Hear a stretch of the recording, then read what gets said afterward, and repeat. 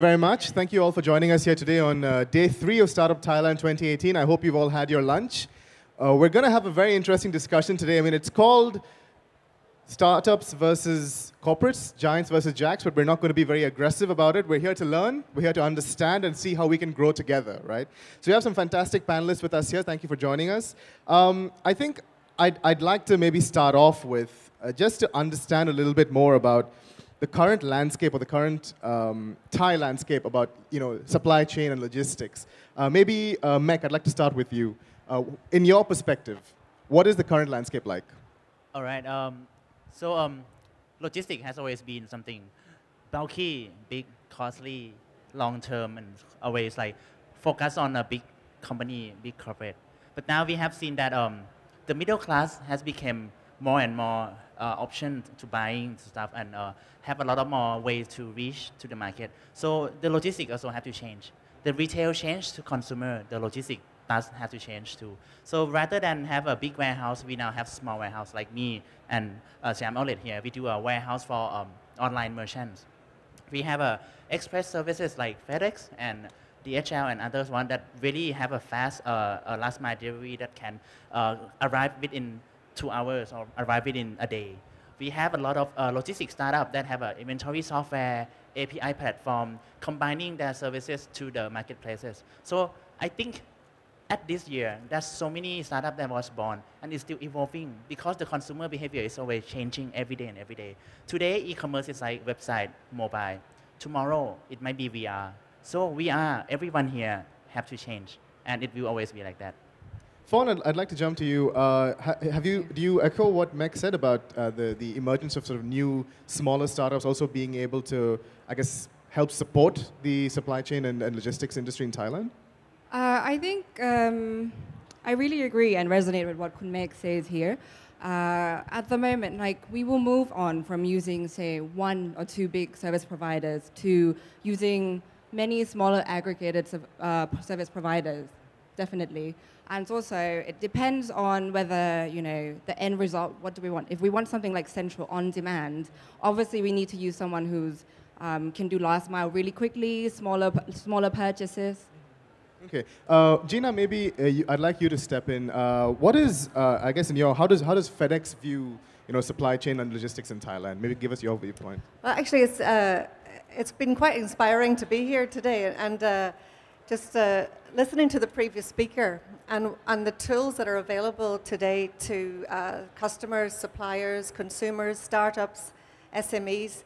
It's been quite inspiring, and this is the future of Thailand.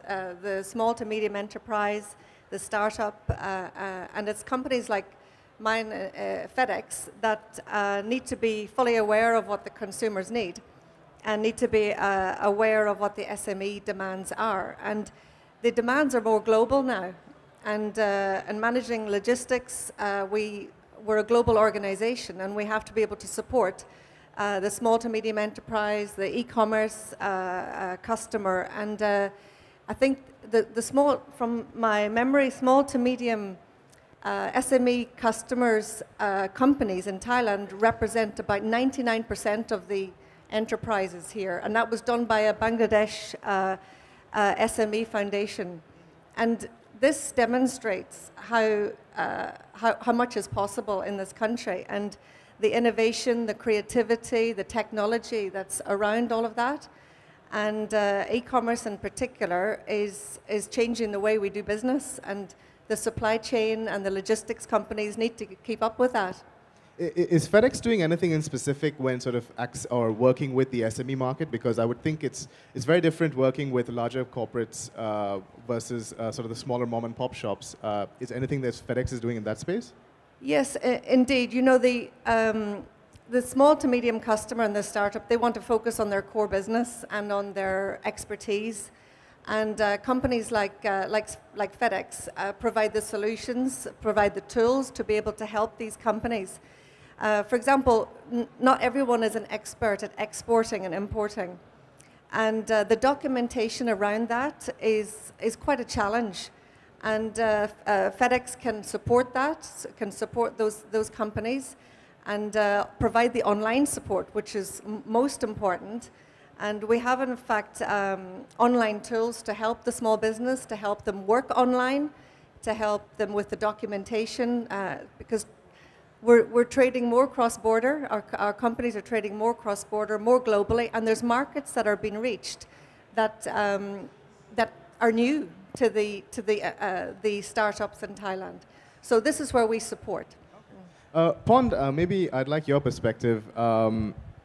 Is it for your business? Are most of your customers larger enterprises, or are they mostly other startups? Actually, it is 60-40%. 60% is for the startup, for the small merchants, and for the 40% is about corporate. Yes, and then we have some of the customer from abroad that want to access to the Thai market and then for the Asian market. And we have another warehouse in Malaysia to help the people from Thailand to send the product from Thailand to sales in the Malaysia too. This is the things that we are working to make the SME and startup in Thailand to sell the product across for the region. Is there a difference in the way you do business with the 40% enterprise customers versus the 60% startup customers? Yeah, very different. Okay. Very different. Imagine that for the small merchants, we need to provide for the software, we need to provide for the technology that help them sales, help them record for the order, and then make them track, and then maybe some other we need to direct contact to their customers. For the corporate, everything need to be variable. I cannot see for the Siam Outlet brand on anything. This is a really big difference. And then for the details thing inside the fulfillment is similar. Meg, maybe you can tell us. I guess since both of you are startup, quite similar, quite similar companies, why did you feel it necessary to start up in this particular industry in Thailand? Right. That's going back to the end consumer and the retail story again. So retail is trying to survive because the end consumer has more demand. The demand that happens is because people now change their way of living every day.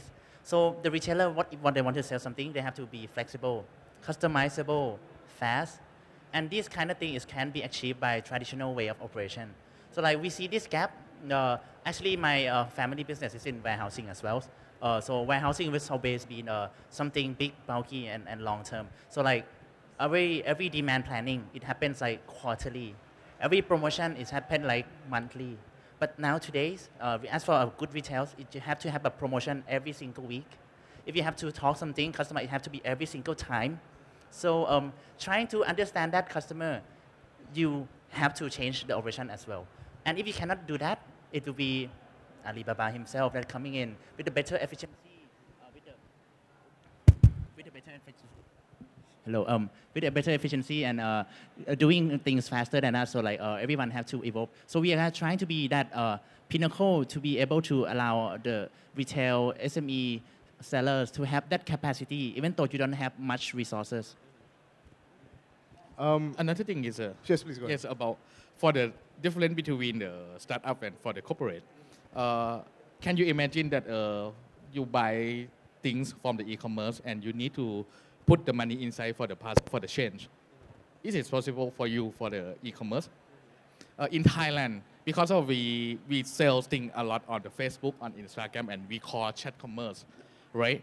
And then for the high school student, when they buy something on the internet, on the Facebook, imagine that if the product is 480 baht, and then they don't have the bank account, they don't have the credit card, right?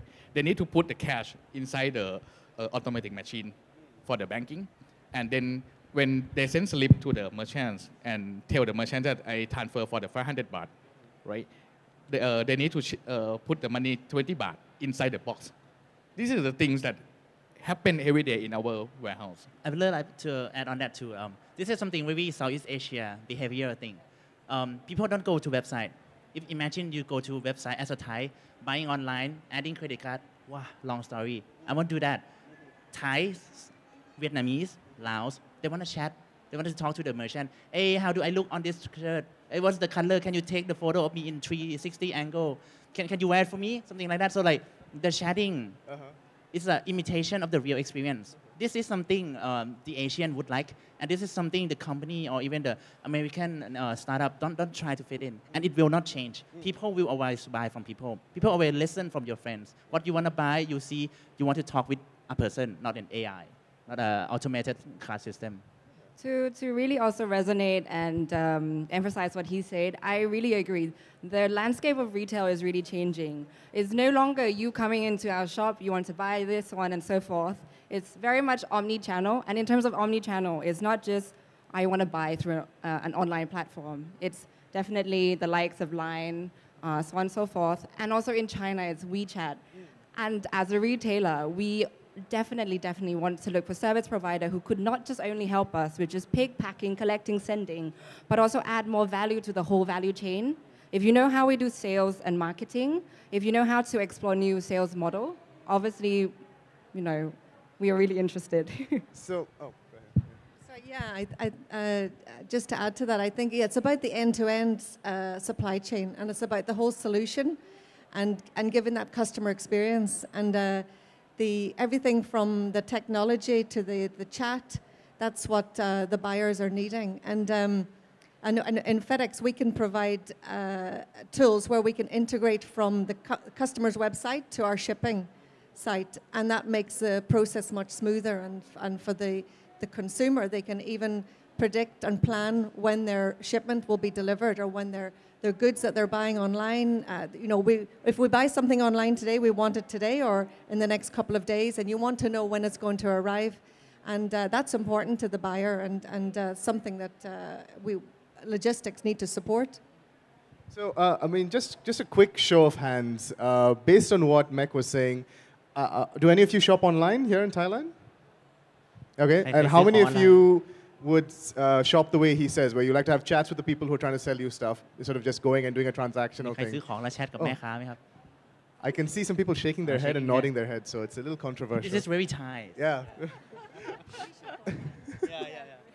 Yeah. No, that's, I mean, I think it's quite interesting because I think we're seeing, at least in the region, there's been one of the main challenges sort of for logistics and delivery has been sort of last mile fulfillment, right? Especially when it comes to working in markets that maybe the infrastructure is not as regular or as strong as in certain other markets. So maybe I'd like to start off with you, Fawn. For you guys, for your Central Food Retail Group, how do you pick you know, a vendor or supplier to help you with the last logistics? mile delivery? Yeah. Oh, well, not just last mile delivery, but I guess from based on the thing that you said, because the way people are buying things is changing, and I think for a lot of things, the control is becoming decentralized in a way. Yeah. You know, it's shop windows are moving more and more virtual. Yeah. So how do you sort of mitigate and negotiate that for your products? Normally, I would say, okay, on one hand, there are people pitching or proposing what they want to sell to us. On the other hand, some suppliers, startups that we have worked with, we do a strategic partnership with them, and they develop dedicated exclusivity with us.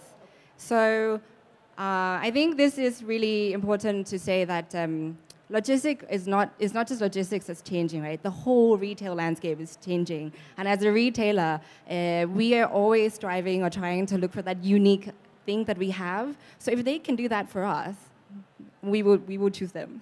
Okay, based on that, do any of you do business together, or are you all sort of independent at this point? Not yet. Not yet, yeah. Not yet, okay. From today on. Maybe by the end of the today. By the end of today, we'll all be friends, and we'll all be doing business. Fantastic. Yeah. You know, that's how we grow an ecosystem. No, and I think that's quite interesting to see that you know, the interaction between corporates and startups has been increasing, at least definitely in the region. Now, I know 500 startups has said that this was last year, but about 68%, I believe, of Fortune 500 companies have some kind of involvement or some kind of business arrangement with startups. It varies. So I'd like to maybe understand more from the startups perspective. We start with you, Pond. Yeah. How do you see that relationship developing in Thailand specifically between startups and corporates? Because of we are the startup, And then the one thing that we call our sale is startup because of we move fast.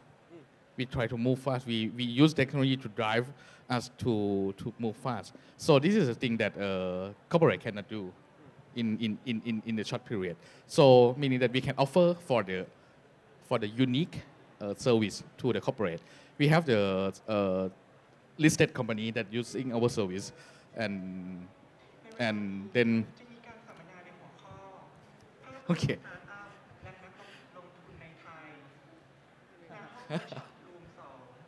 Okay.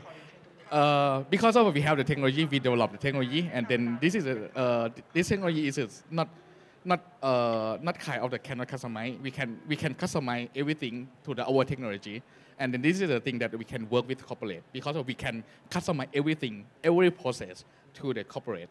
And in your experience, have corporates been open to discussing this or working closer together? Yes. Yeah. Yes.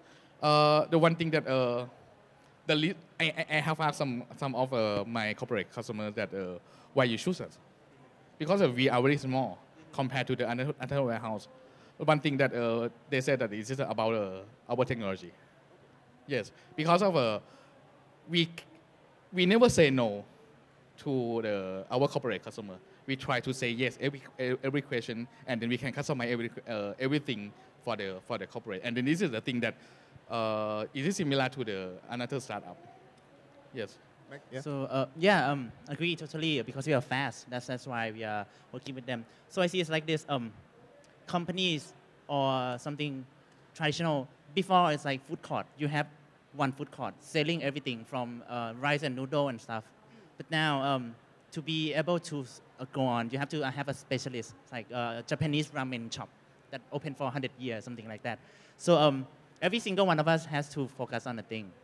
Central banks also, you have to start from what you really deliver. So for example, the bank is not the banks anymore. It's something now. It's like you just have to hold the customer together, trying to find a way to reach to them and offer the loan. That's the core thing of the bank. But it's not about the cash anymore. So for us, for example, we are working with a bank too. I can say that, but then our data of the shops, whatever flowing, who needs the loans, that is something that the banks want to come in and say, maybe I can offer you the loan at the right time before you have the trouble, or like maybe we can have the data for you that they see like, okay, when is the time for you to invest, something like that. So the bank would be some more deeper tech in that kind of intelligence. As long as also we are also working with even SCG. So the big logistic company itself might be able to do a lot of resources and optimization, but then this specific market, maybe they cannot really tap that fast. So like we too are like the way for them to scale. We are like the department in the company for them, working with them. And at the end, our CVC, VC, or exit strategy, it can be the end that we are one of them. So I see that everyone, whatever they do, each of the person have to know exactly the value you give to the customer. We are now in the age that customer is the more important than what we do. It's a customer-centric day now. So like everyone has to evolve. We are all jacked. Yeah. I think that's great. I think maybe, and this is just an open question to the panel, whoever would like to jump in. Are there any case studies or concrete examples you can share with us of really strong and effective and efficient partnerships you've had between, from the startups perspective with corporates and from the corporates perspective with startups? Okay. The one thing that I want to share about the extreme case for us on the last year, on the end of last year, because of we have the New Year festival, right? And then for the Thailand, we will bring for the basket as a New Year gift, right? One of our corporate customer hired to pick pack for the basket.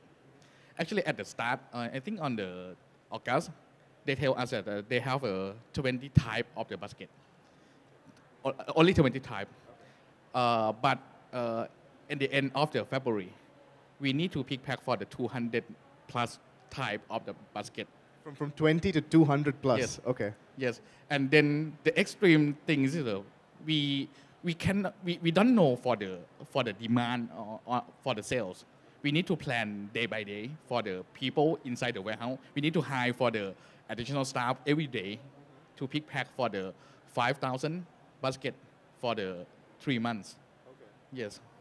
Sorry, just to be clear, this is a, so what did you learn from this? I guess that would be my follow-up, yeah. I learn about how to hire the people every day.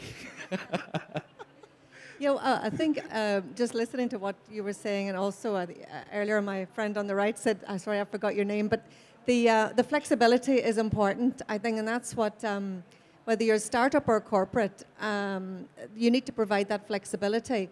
You also have to stay a little bit niche and try not to do everything for everyone, because you have to create the best service for your customers and for their customers.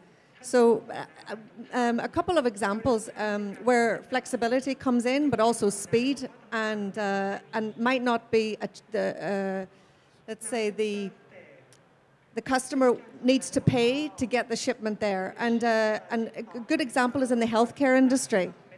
And in the healthcare industry, the demand is high and it's growing in this country. And we can, for example, be shipping samples from Thailand urgently to Singapore that has to be kept in specific packaging. It could be picked up late in the evening, has to be delivered early in the morning. Those kind of demands, we need to give the flexibility, but also provide the best service.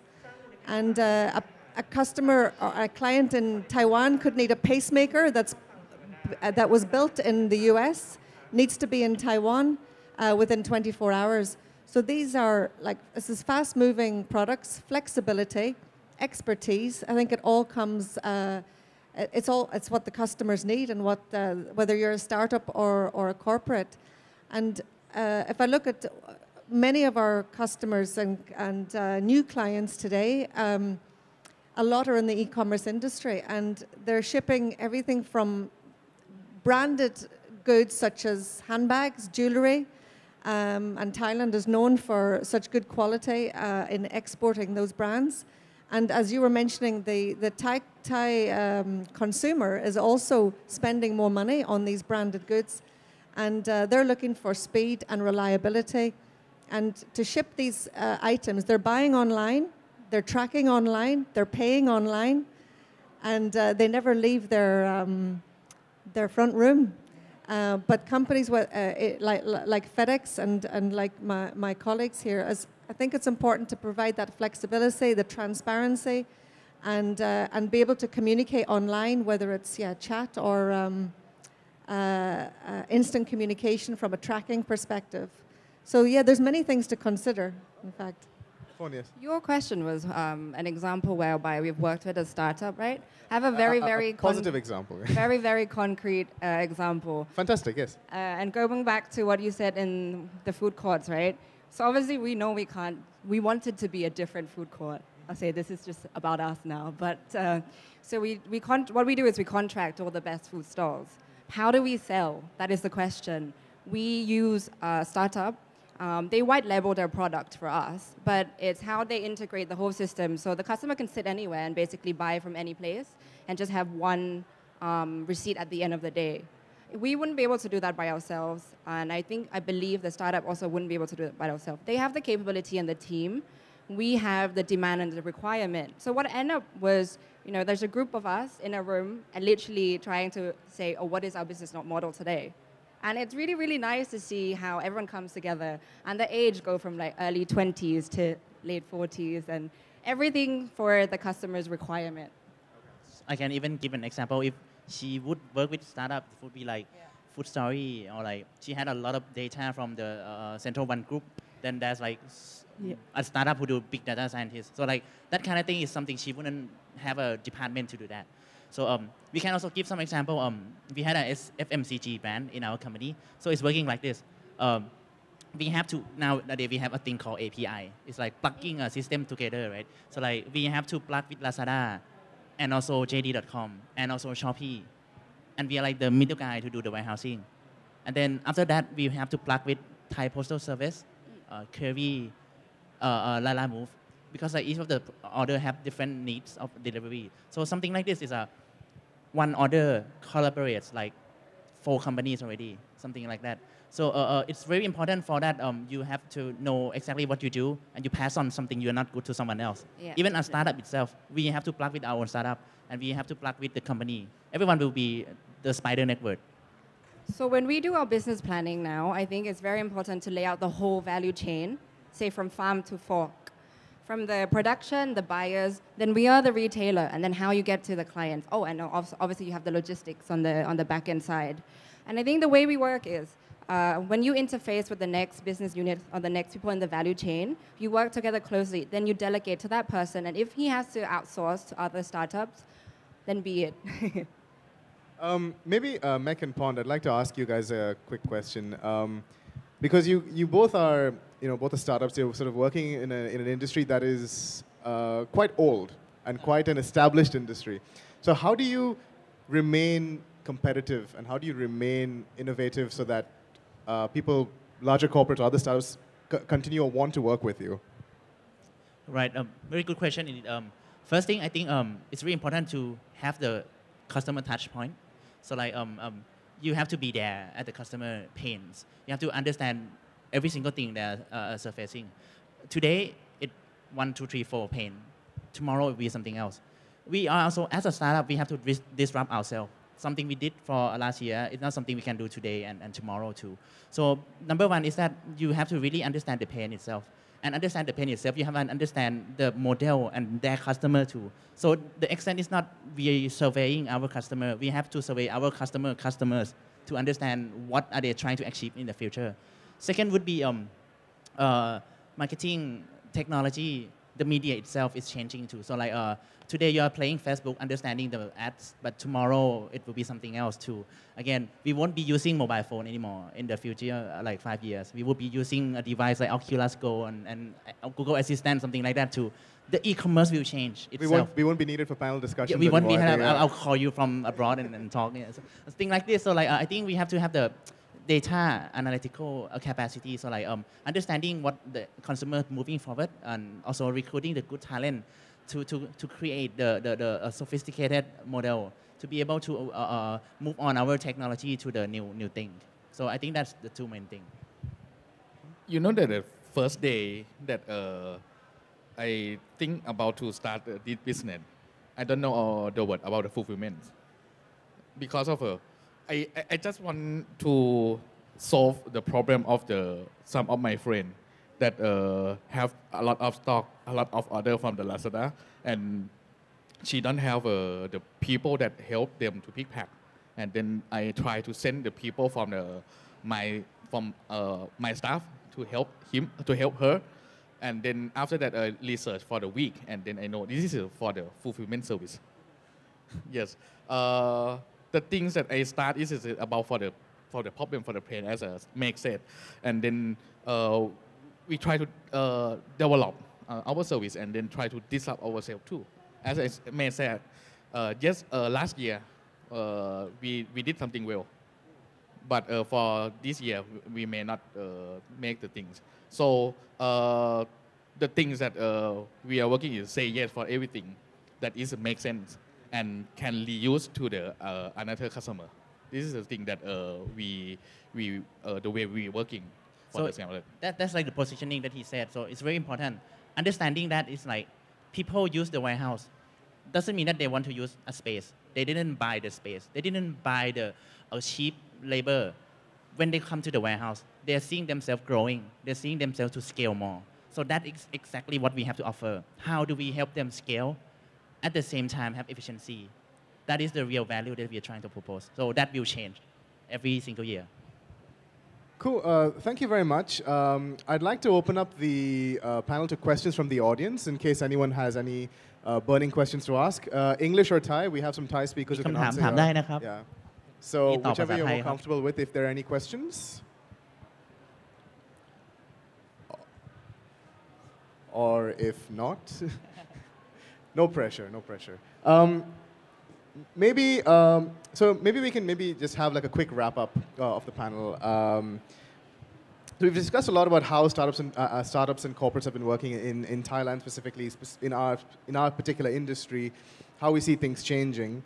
One question I had was, do any of you see, maybe I can start with you, Gina, do any of you see Thailand developing this particular vertical in a similar way compared to maybe other more mature markets? Like can we look at a mature market and say, oh, actually Thailand is probably going to look a little bit like that in 5 years? Or is Thailand going to be its own unique market?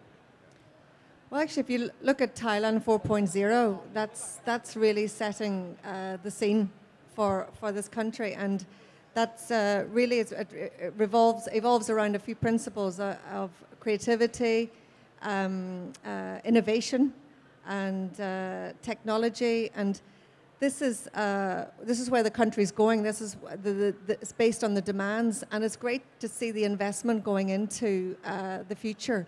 And Thailand really have a great benchmark to begin from, because there's so many startups. There's, I think it's the SME sector employs 80% of the workforce here.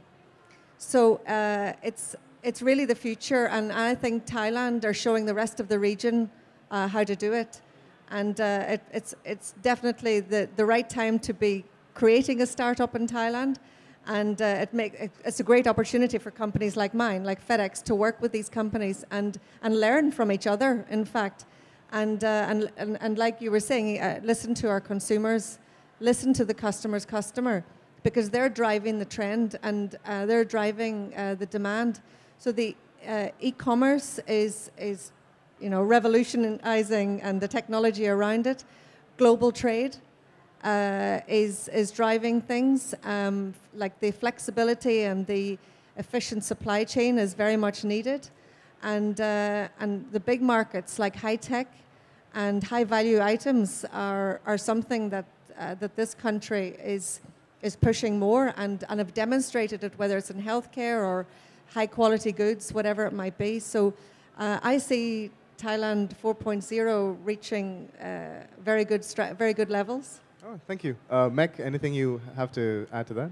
Sure. I think something special about Thailand is like it's very Bangkok centric. Actually, the rural countries, they don't have much choices and option.